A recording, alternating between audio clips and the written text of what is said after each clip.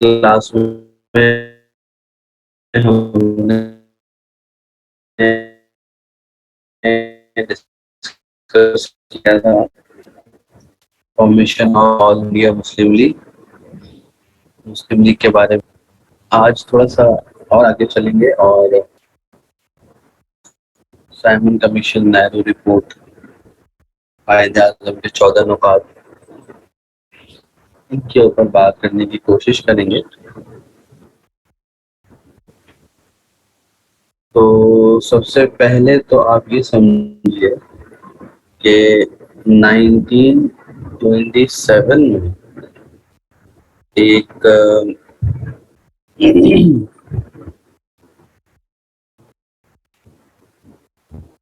एक डेलीगेशन आया था यहाँ पर हिंदुस्तान में, और उनको यहाँ पर भेजा गया था कॉन्स्टिट्यूशन मेकिंग के लिए, आइन साजी के लिए, कानून साजी के लिए। ये बात है 1927 की। और जब वो यहाँ पर आया और उन्होंने कानून बनाने की बात शुरू की, तो उस पर बड़ा एतराज़ हुआ, इसलिए कि उसमें कोई भी हिंदुस्तानी शामिल नहीं था। उनका जो कैबिनेट था या उनकी जो कमेटी थी, 7 लोगों पर मुश्तमिल थी, और 7 के साथ अंग्रेज थे, गोरे थे, कोई भी मुस्लिम या हिंदू उसमें शामिल नहीं था। तो उस पे हिंदुस्तानियों ने बड़ा एतराज़ किया कि कानून आप बना रहे हैं हमारे लिए, और हमारा कोई भी नुमाइंदा उसमें शामिल नहीं है, तो ऐसे कैसे चलेगा, मतलब कि ऐसे नहीं चलेगा। तो उसका जवाब उन्होंने ये दिया कि आप अभी इस काबिल नहीं हैं कि आप अपने लिए कानून बना सकें। इन अदर वर्ड्स उन्होंने कहा कि बेटा, अभी तुम बच्चे हो, थोड़े बड़े हो जाओ, फिर कानून बनाना। तो ये बात जो थी वो नेहरू साहब को बड़ी बुरी लगी। मोतीलाल नेहरू, जो कि एक नामी गिरामी लॉयर थे, बैरिस्टर थे, उनको ये बात बुरी लगी और उन्होंने कहा कि यार, ये आपने कैसे कहा कि हम किसी काबिल नहीं हैं, हम तो इस काबिल हैं कि अपने लिए कानून बना सके। तो उन्होंने साइमन कमीशन ने जो रिपोर्ट बनाई थी उसका जवाब दिया। तो साइमन कमीशन के खिलाफ जो बातें हुई और इतना प्रोपेगेंडा हुआ, लोगों ने एहतजाज किए, नारे लगाए, साइमन गो बैक, साइमन वापस चले जाओ, लेकिन उसके बावजूद चूंकि हुकूमत उनकी थी, पावर उनकी थी, तो उन्होंने एक कॉन्स्टिट्यूशनल रिपोर्ट बना दी थी जिसको साइमन कमीशन की रिपोर्ट कहा जाता है। और उस रिपोर्ट के जवाब में नेहरू साहब ने रिपोर्ट बनाई जिसको नेहरू रिपोर्ट कहा जाता है। साइमन कमीशन की जो रिपोर्ट थी उसमें ना तो मुसलमानों के हकूक का ख्याल किया गया था और ना ही हिंदुओं के हकूक का कोई ख्याल किया गया था। उन्होंने अपनी हठधर्मी और अपनी जो एक चौधराहट होती है वो कायम रख के एक रिपोर्ट बनाई। तो नेहरू साहब ने उसके जवाब में अगले साल 1928 1928 में एक रिपोर्ट बनाई जिसको नेहरू रिपोर्ट कहते हैं। और उसमें उन्होंने हिंदुओं के हकूक की बात की और मुसलमानों के खिलाफ जो जहर उनके अंदर भरा हुआ था, जो गंदगी उनके अंदर थी, वो उन्होंने अपनी रिपोर्ट में शामिल कर दी, जिसको देखकर हिंदू बड़े खुश हुए, लेकिन मुसलमान कम्युनिटी जो थी उसमें थोड़ी सी खलबली मच गई कि ये क्या हो रहा है। तो फिर उसके जवाब में, यानी नेहरू रिपोर्ट के जवाब में, अगले साल 1929 में कायदे आजम मोहम्मद अली जिन्ना साहब ने अपने 14 नुकात पेश किए थे, जिसको आप कायदे आजम के 14 नुकात या जिनास 14 पॉइंट्स भी कहते हैं। What is going on here? Messages की लाइन लगी है।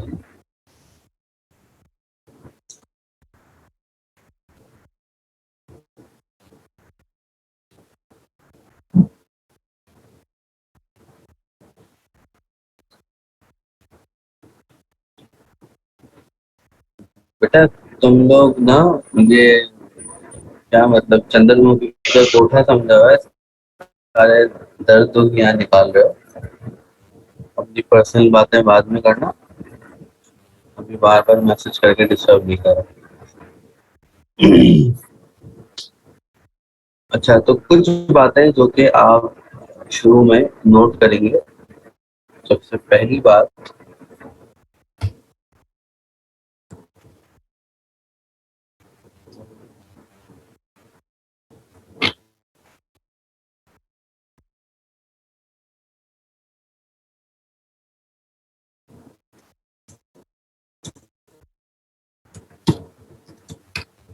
साइमन कमीशन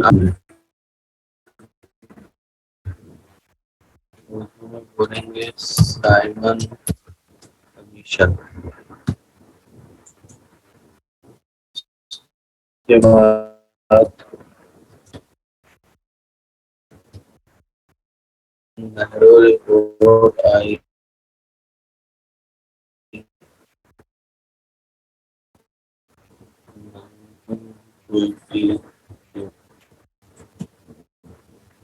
उसके बाद आए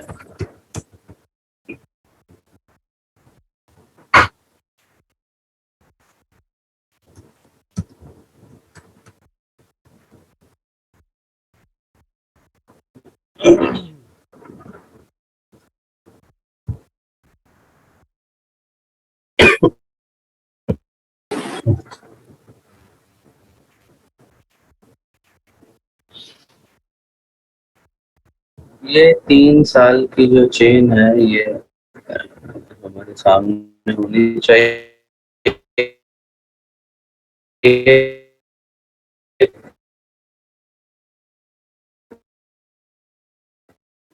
सबसे साइमन कमीशन और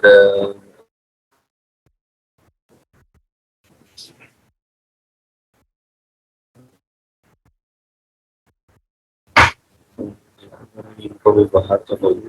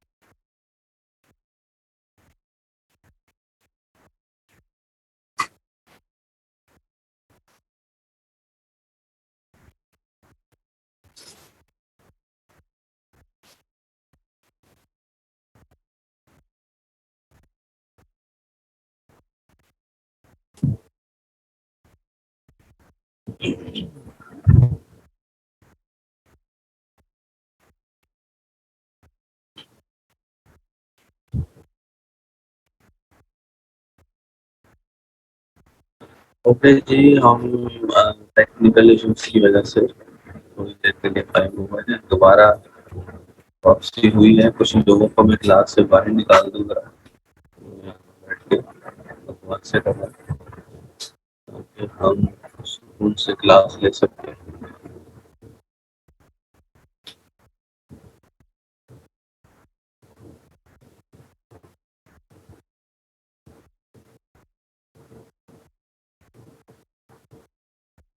मेरी आवाज़ आपको क्लियर आ रही है?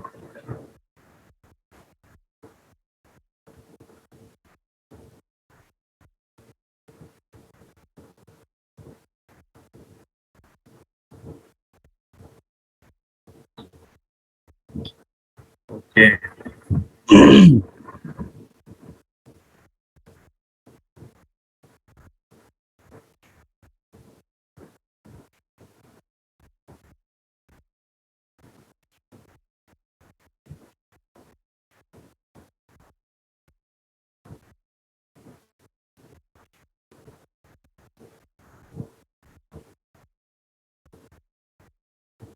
अब तो आ रही होगी ना?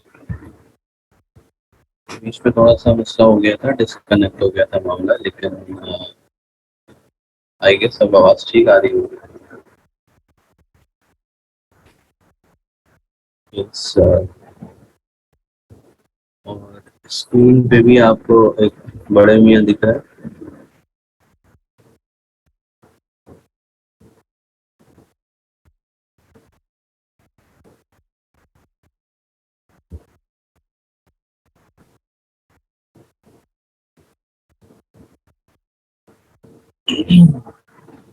ये जनाब है जॉन वेल्सबर्ग साइमन, जो कि यहाँ पर आए थे 7 लोगों को लेकर, और यहाँ पर उनके आने का मकसद ये था कि हिंदुस्तान में कानून साजी की जाए, कानून बनाया जाए। बुनियादी तौर पर ये एक ब्रिटिश पॉलिटिशियन है, और जाहिर है कि कानून बनाने आए थे तो माहिर कानून भी है। 1927 में इन्होंने अपनी एक रिपोर्ट पेश की थी, जिसको साइमन कमीशन की रिपोर्ट कहा जाता है।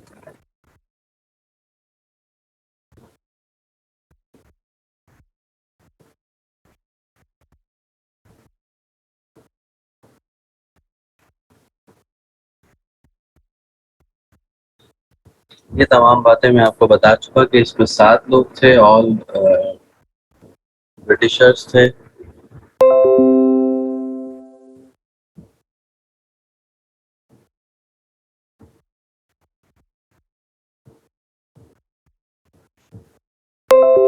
राणा साहब, अब इसका क्या हल करें? हमारे पास से तो प्रॉब्लम जो थी वो हमने डिसॉल्व कर दी है। आप अपनी साइड पे देखें।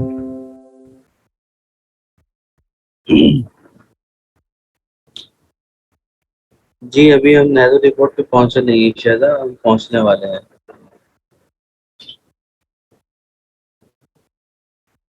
तो यहाँ पर और बहुत से मसाइल हैं, छोटे छोटे बच्चे हैं माशाल्लाह।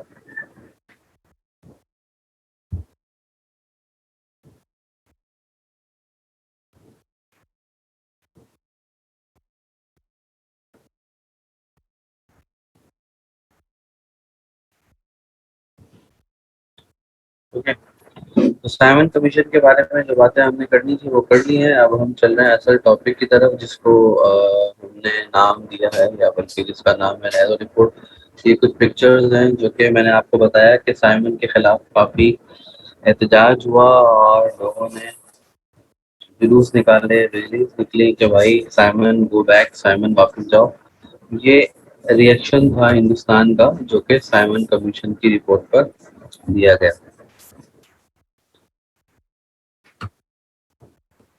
आगे चलते हैं जी नेहरू रिपोर्ट की तरफ। मोतीलाल नेहरू जो हैं, इन्होंने 1928 में अपनी रिपोर्ट पेश की, और जैसे कि मैंने आपको बताया कि बुनियादी तौर पर ये उस रिपोर्ट का जवाब था और एक तरह का क्या कहना चाहिए कि इन्होंने ये साबित करने की कोशिश की थी कि हम बहुत कुछ कर सकते हैं। आपका ये कहना कि हम कुछ नहीं कर सकते ये दुरुस्त नहीं है। इन्होंने अपनी नेहरू रिपोर्ट पेश की 1928 में। उसमें क्या क्या पॉइंट्स थे जरा वो हम देख लें। सबसे पहली बात जो इन्होंने की वो ये कि हिंदू कम्युनिटी जो यहाँ पर रह रही है उसको डोमिनेंसी दी जाए और ये जो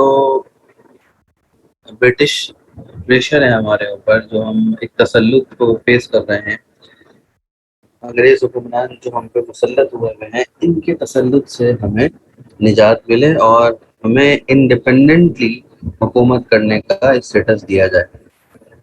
ठीक है, पहला पॉइंट ये था, ये इन्होंने मुतालबा किया। दूसरा पॉइंट था पार्लियामेंट्री फॉर्म ऑफ गवर्नमेंट। देखिए, एक होता है प्रेसिडेंशियल सिस्टम और एक होता है पार्लियामेंट्री सिस्टम। इनका डिफरेंस हम आगे चलकर पढ़ेंगे। इतना समझ लीजिए कि अभी के लिए इतना समझ लीजिए कि पार्लियामेंट्री सिस्टम वो होता है जो इस वक्त हमारे यहाँ मुल्क पाकिस्तान में राइज है, जिसमें पार्लियामेंट होती है और सारे फैसले पार्लियामेंट की तरफ से किए जा रहे होते हैं। ठीक है। प्रेसिडेंशियल सिस्टम जो होता है उसमें वन मैन शो होता है और सारे फैसले प्रेसिडेंट साहब करते हैं। जैसे कि आपने तो नहीं देखा होगा, जनरल परवेज मुशर्रफ साहब की जो हुकूमत थी उसमें काफी टाइम तक वो सदर रहे और सारे फैसले वो खुद ही करते रहे। उसको प्रेसिडेंशियल सिस्टम कहते हैं। तो नेहरू साहब ने ये मुतालबा किया था हुकूमत से कि हिंदुस्तान में पार्लियामेंट्री सिस्टम जो है उसको इम्प्लीमेंट किया जाए। थर्ड, इन्होंने ये कहा कि हमारा जो गवर्नर जनरल है हिंदुस्तान का, उसको वही पावर दी जाए जो कि ब्रिटिश क्राउन को दी जाती है। यानी कि जिस तरीके से वो आज़ादाना तौर पर अपने मुल्क में हुकूमत कर रहे हैं और आज़ादाना तौर पर अपने फैसले करते हैं, उसी तरीके से, बिल्कुल उसी तरह अ, ये जो हमारा हिंदुस्तान का गवर्नर जनरल है उसको भी वही पावर्स दी जानी चाहिए। फोर्थ, उन्होंने कहा कि सेपरेट इलेक्टोरेट नहीं होना चाहिए। ये भी हम डिटेल में डिस्कस करेंगे कि सेपरेट इलेक्टोरेट होता क्या है और इसकी ये मुखालफत क्यों कर रहे हैं और सेपरेट इलेक्टोरेट कब से चलता हुआ आ रहा है, ये डिटेल अभी हमें डिस्कस करनी है। 1/4 रिप्रेजेंटेशन ऑफ मुस्लिम्स।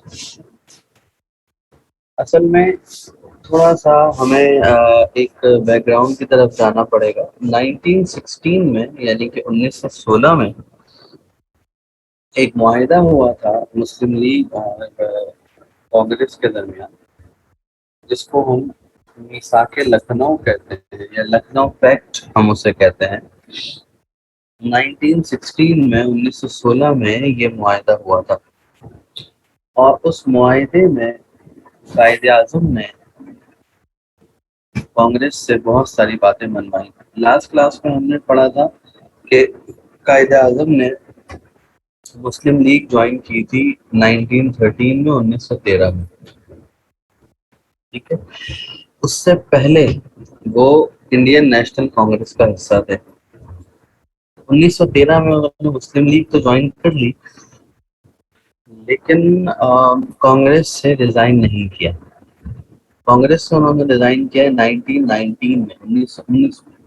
तो बीच के जो ये 6-7 साल हैं, इन 6-7 सालों में कायदे आज़म मोहम्मद अली जिन्ना दोनों पार्टीज का हिस्सा रहे और इस कोशिश में रहे कि इन दोनों को एक पेज पर जमा किया जाए, इन दोनों को मुत्तहिद किया जाए, इकट्ठा किया जाए और इनको ये समझाया जाए कि हमारे आपस के जो झगड़े हैं वो हम बाद में निपटाते रहेंगे। अभी हमारा सबसे बड़ा जो टास्क है वो ये है कि हम अंग्रेज को यहाँ से बाहर निकालें। तो उस मुआहिदे में सेपरेट इलेक्टोरेट मंजूर करवाया था कायदे आजम ने कांग्रेस से। क्या होता है अभी मैं आपको बताता हूँ। और उस मुआहिदे में मुसलमानों की रिप्रेजेंटेशन जो है वो 1/3 अप्रूव करवाई थी कायदे आजम मोहम्मद अली जिन्ना ने कांग्रेस से।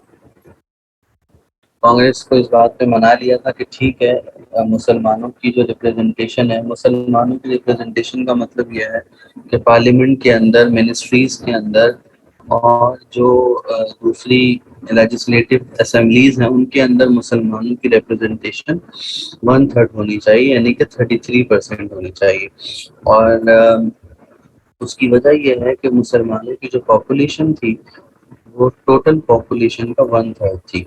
यानी कि अगर हिंदुस्तान में 30 करोड़ लोग टोटल थे तो उसमें से 10 करोड़ मुसलमान थे। तो मुसलमानों की पॉपुलेशन रेशो के हिसाब से कायदे आजम ने मुसलमानों के लिए हिस्सा मांगा 1/3। तो सेपरेट इलेक्टोरेट पर भी रजामंदी जाहिर की थी कांग्रेस ने, 1916 की मैं बात कर रहा हूँ, लखनऊ पैक्ट की। और 1/3 रिप्रेजेंटेशन पर भी रजामंदी जाहिर की थी। लेकिन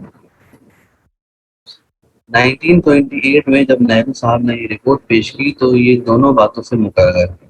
एक तो सेपरेट इलेक्टोरेट उन्होंने बोला कि नहीं होना चाहिए, हमने एक्सेप्ट किया था लेकिन हम उसे दोबारा रिचेक करते हैं। और मुसलमानों की जो रिप्रेजेंटेशन है वो 1/3 नहीं बल्कि 1/4 होनी चाहिए, यानी कि 33% नहीं बल्कि 25% होनी चाहिए। उसके अलावा इन्होंने मुतालबा किया कि सिंध को मुंबई से अलग कर देना चाहिए। ये तो कायदे आजम के 14 नुकात में भी है और आपको याद भी है। और उसके बाद लास्ट पॉइंट है कि जी हिंदुस्तान में जो सिटीजन्स हैं, जो हिंदुस्तानी रहते हैं, उनको फंडामेंटल राइट्स दिए जाएं और उनके जो बुनियादी हकूक है वो उनको दिए जाए। ये नेहरू रिपोर्ट के की पॉइंट्स थे। ठीक है, इसमें उन्होंने कहा कि हमें इंडिपेंडेंट हुकूमत मिले, पार्लियामेंटेरी सिस्टम हो और हमारा जो गवर्नर जनरल है वो पावरफुल होना चाहिए, सिर्फ डमी नहीं होनी चाहिए, नाम का नहीं होना चाहिए, और सेपरेट इलेक्टोरेट नहीं होना चाहिए। मुसलमानों की रिप्रेजेंटेशन 1/4 होनी चाहिए। बॉम्बे जो है उसको सिंध से सेपरेट किया जाए और लोगों को उनके बुनियादी हकूक दिए जाए। अब सेपरेट इलेक्टोरेट क्या होता है ये भी जरा समझ लें।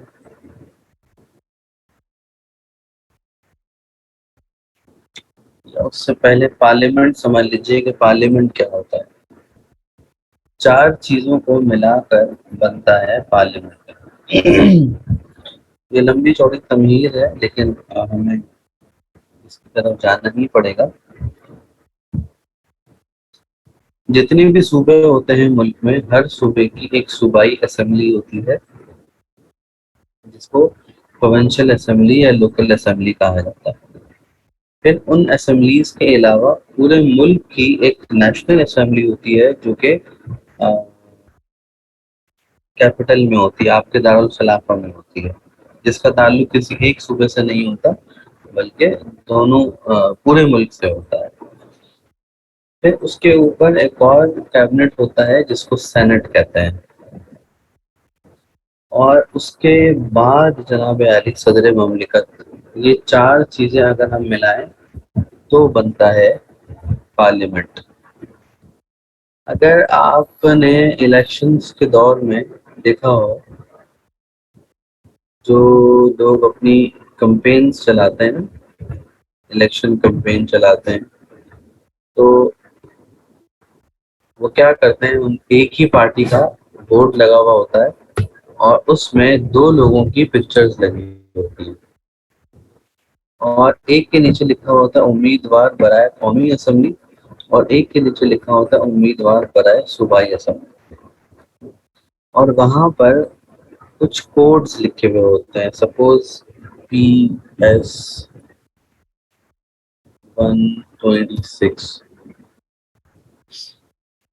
और जनाब आली NA 249।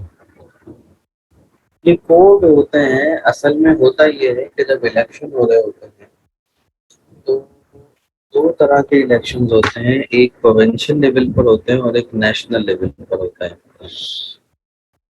तो उन इलेक्शंस के दिनों में इन इलाकों को टुकड़ों में बांट दिया जाता है। मिसाल के तौर पर अगर सिंध है तो सिंध के आप टुकड़े कर देंगे, सिंध के हल्के बना देंगे। टुकड़े का मतलब ऑन पेपर्स जो है वो हम उनके हल्के बना देंगे और उन हल्कों की तादाद हम उतनी ही रखेंगे जितनी के सिंध असेंबली के अंदर सीट्स की तादाद होगी। मिसाल के तौर पर हमारी जो सिंध असेंबली है, फर्ज कर लें उसमें 200 सीट है, तो आप क्या करेंगे कि आप सिंध के 200 हल्के बना देंगे और उनके कोड रख देंगे, जैसे PS 126, P फॉर प्रोविंस और S फॉर सिंध। अगर यही पंजाब के हल्के बनेंगे तो वो PP करके एक जो है वो नंबर सीक्वेंस शुरू हो जाएगा। अगर बलूचिस्तान का होगा तो वो PB करके नंबरिंग स्टार्ट हो जाएगी। अगर वो KPK का होगा तो PK करके नंबरिंग स्टार्ट हो जाएगी। तो ये एक हल्के के कोड्स होते हैं। उसके अलावा दूसरा जो NA 249 लिखा हुआ है, ये नेशनल असेंबली का कोड है। N for national, A for assembly. और इसमें चूंकि नेशनल असेंबली पूरे मुल्क में एक ही होती है तो उसमें अलग अलग जरूरत नहीं है। तो पूरे मुल्क पाकिस्तान के हम टुकड़े कर देते हैं, उतने टुकड़े जितने के नेशनल असेंबली के अंदर सीट्स होती हैं। ठीक है जी।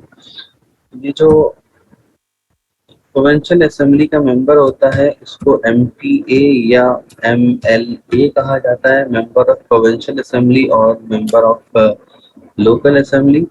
और नेशनल असेंबली के जो मेंबर होते हैं इनको MNA कहा जाता है और जो सेनेट के मेंबर होते हैं उन्हें सेनेटर कहा जाता है। ठीक है जी। अब क्या होता है, हर हर हलके पर लोग इलेक्शन लड़ते हैं।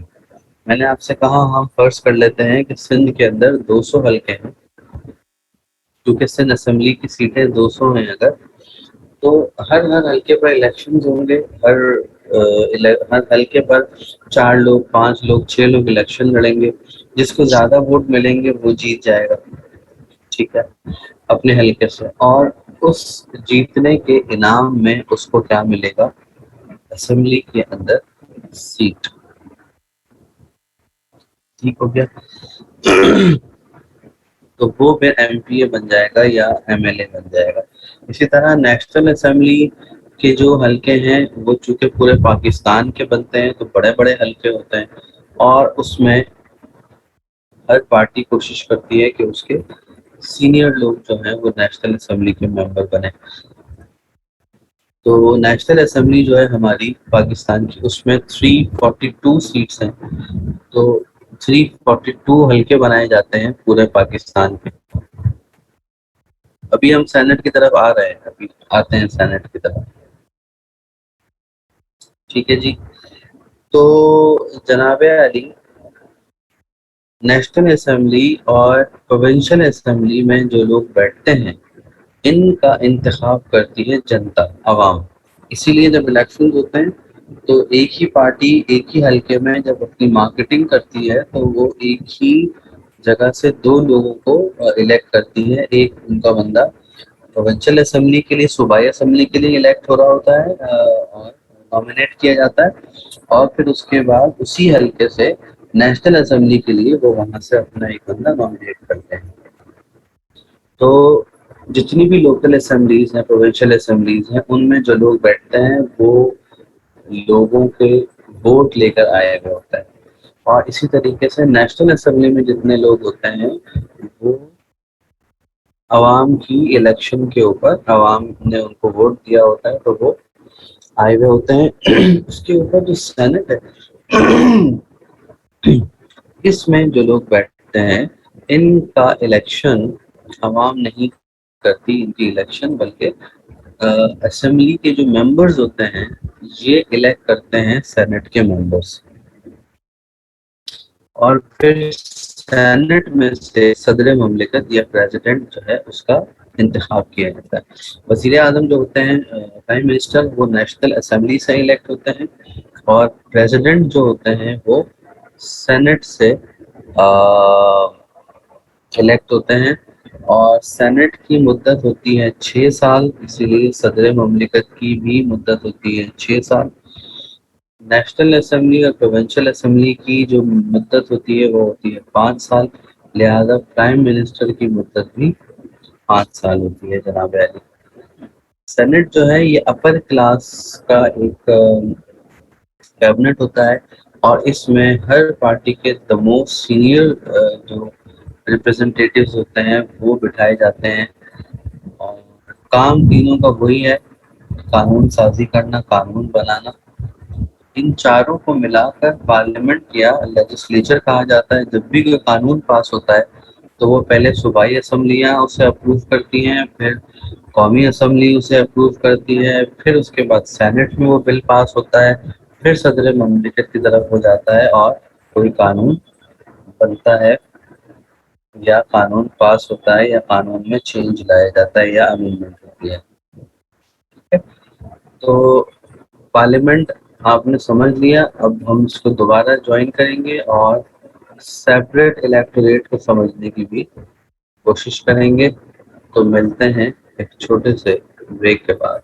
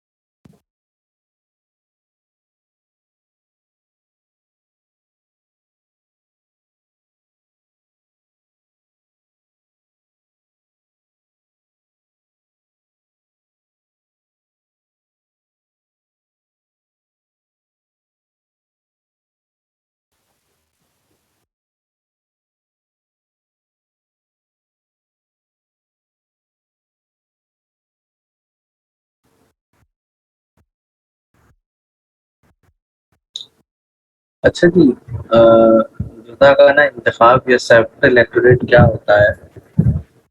अभी हमने डिस्कस किया कि हल्के बनते हैं और हर हल्के पर इलेक्शंस होते हैं और इलेक्शंस में जो जीतता है उसको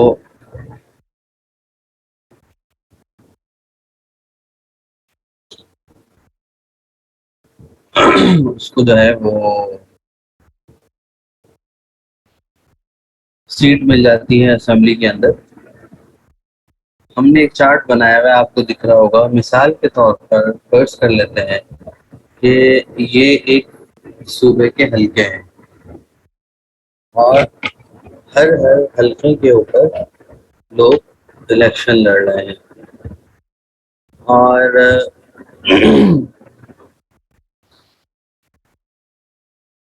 अभी हमारे यहाँ तो मामला ज़रा मुख्तलिफ है। हम थोड़ी देर के लिए अगर फर्ज करें हिंदुस्तान को, जहाँ पर मिक्स पॉपुलेशन है, मुसलमान भी हैं और हिंदू भी हैं। फर्ज कर लें कि एक हल्के पर, ये जो कॉर्नर वाला हल्का है, इस पर 6 लोग इलेक्शन लड़ रहे हैं जिनमें से 3 जो हैं वो अ, हिंदू हैं और 3 मुसलमान हैं। तो जीतेगा कौन?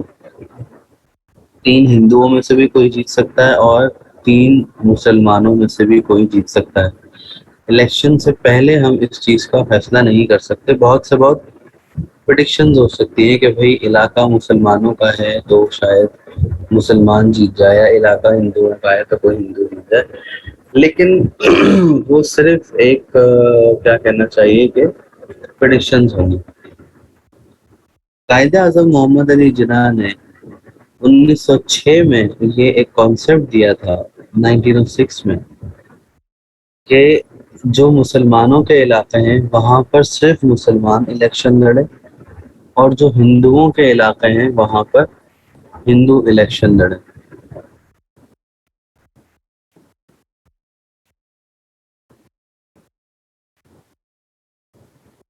अली रजा, तुम क्या कह रहे हो मेरी समझ में? इलेक्शन तो पहले से फिक्स्ड होता है बेटा, वो पाकिस्तान में होता है। वैसे हम उसूली बात कर रहे हैं जो जनरली होना चाहिए। बीच में एक हसन का सवाल है, उसकी तरफ भी आते हैं। अच्छा, तो हमें नहीं पता कि इन हलकों में से, ये कितने हलके हैं? 3 दिन 6 10, ये 50 हलके हैं। इन 50 हलकों में से कितने हलकों पर मुसलमान जीतेंगे और कितने हलकों पर हिंदू जीतेंगे? जिसका दूसरा मतलब ये हुआ कि हमें नहीं मालूम कि इन 50 में से कितनी सीट्स मुसलमानों को मिलेंगी और कितनी सीट्स हिंदुओं को मिलेंगी। तो कायदे आजम ने सेपरेट इलेक्टोरेट का एक कॉन्सेप्ट दिया था कि जो मुसलमानों के इलाके हैं वहां पर सिर्फ मुसलमान इलेक्शन लड़ें और जो हिंदुओं के इलाके हैं वहां पर सिर्फ हिंदू इलेक्शन लड़ें। आप सेपरेट कर दो मामला, ताकि आपको ये पहले से मालूम हो कि मुसलमानों को कितनी सीट्स मिलने वाली हैं। एक तरह की मुसलमानों के लिए इसमें सिक्योरिटी हो जाएगी। फर्ज करें कि आपने शुरू के जो 20 हल्के हैं वो मुसलमानों के लिए फिक्स कर दिए कि भाई यहाँ पर सिर्फ मुसलमान कैंडिडेट्स इलेक्शन लड़ेंगे। अब 4 हो, 5 हो, 6 हो, हर हर हल्के पर जीतेगा उनमें से कोई एक, जिसको ज्यादा वोट मिलेंगे। लेकिन ये बात कंफर्म है कि वो एक जो होगा वो होगा जनाब अली मुसलमान। तो मामला कुछ ऐसा हो जाएगा कि क्या होगा, उससे एक तरह की क्या कहना चाहिए, सिक्योरिटी हो जाएगी मुसलमानों को इंतखाबात से पहले ही, कि कम से कम 20 सीटें हमें असेंबली के अंदर मिलने वाली। ये कॉन्सेप्ट दिया था 1906 में कायदे आजम ने। और उसके बाद 1916 में जब वायदा हुआ लखनऊ पैक्ट वाला, तो इस चीज को एक्सेप्ट कर लिया गया। मुस्लिम लीग के तो फेवर में थी ये बात, एक्सेप्ट करना बनता नहीं था, बल्कि वो इस चक्कर में थे कि इसको कांग्रेस से एक्सेप्ट करवाया जाए, और कायदे आजम ने ये काम 1916 के उस मुआहदे में करवा लिया। फिर नेहरू रिपोर्ट जब आई तो उन्होंने नेहरू साहब ने इसको दोबारा डिनाई किया और कहा कि नहीं, जुदागाना इंतखाब नहीं होना चाहिए, सेपरेट इलेक्टोरेट नहीं होना चाहिए, बल्कि कंबाइंड इलेक्टोरेट होना चाहिए, मिला जुला इंतखाब होना चाहिए, क्योंकि उसमें हिंदुओं का ज़्यादा फायदा है, मुसलमानों की पॉपुलेशन इतनी ज़्यादा नहीं थी। तो नेहरू रिपोर्ट में इसको डिनाई किया उन्होंने, और कायदे आजम ने जब उसके जवाब में 1929 में अपने 14 नुकात पेश किए थे, तो उसमें उन्होंने दोबारा से इस बात का मुतालबा किया कि भाई सेपरेट इलेक्टोरेट होना चाहिए। हम ये मुतालबा करते हैं कि सेपरेट इलेक्टोरेट हो। ठीक है, तो उम्मीद है कि आपको अब समझ में आ गया होगा कि सेपरेट इलेक्टोरेट क्या होता है। ठीक है हसन, आपने ये सवाल किया था कि प्राइम मिनिस्टर को कौन इलेक्ट करता है, तो भाई प्राइम मिनिस्टर को नेशनल असेंबली के जो मेंबर्स होते हैं वो इलेक्ट करते हैं। अवाम सिर्फ उनको नेशनल असेंबली का मेंबर बना सकती है।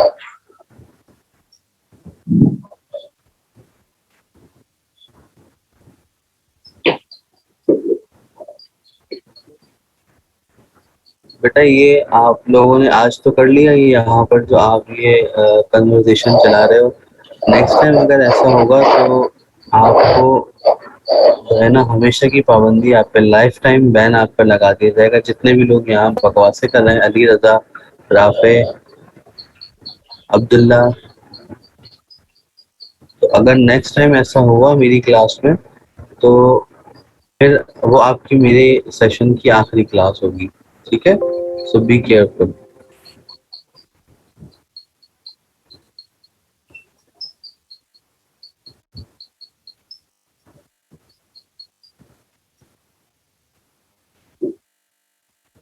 चलें जी, कहानी हमारी यहाँ पे हो गई ख़त्म। अब अगली बारी जो है वो कायदे आज़म के 14 नुकात की है, वो इंशाल्लाह हम नेक्स्ट क्लास में देखेंगे। आज के लिए इतना ही।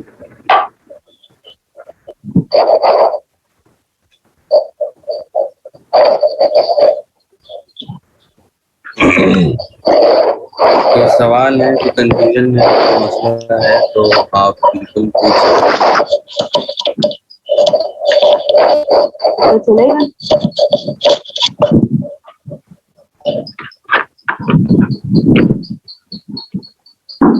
जी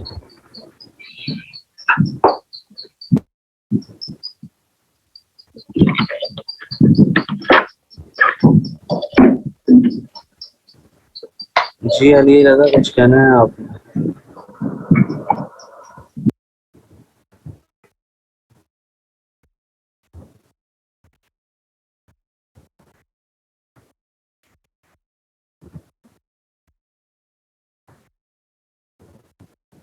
चलें, मिलते हैं ब्रेक के बाद। खुश रहिएगा, अपने खर्चे पे आपसे होगी अगली क्लास में मुलाकात।